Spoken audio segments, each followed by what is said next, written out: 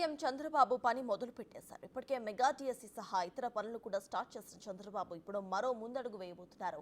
ఆంధ్రప్రదేశ్ జీవనాడి అయిన పోలవరం ప్రాజెక్టును సందర్శించబోతున్నారు. ఈ మేరకు ఆయన సోమవారం ప్రాజెక్టును సందర్శించే అవకాశం కనిపిస్తోంది. పోలవరం సందర్శన అనంతరం కేబినెట్ సమావేశం నిర్వహించే అవకాశమూ ఉంది. అలాగే కేబినెట్ మీటింగ్ అనంతరం ఆయన అసెంబ్లీ సమావేశానికి వెళ్లబోతున్నారు.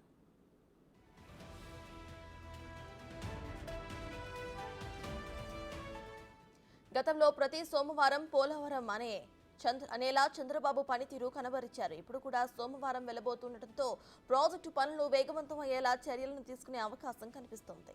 మరోవైపు ఆయన ఇవాళ ఇరిగేషన్ ప్రాజెక్టులపై అధికారులతో రివ్యూ మీటింగ్ చేశారు.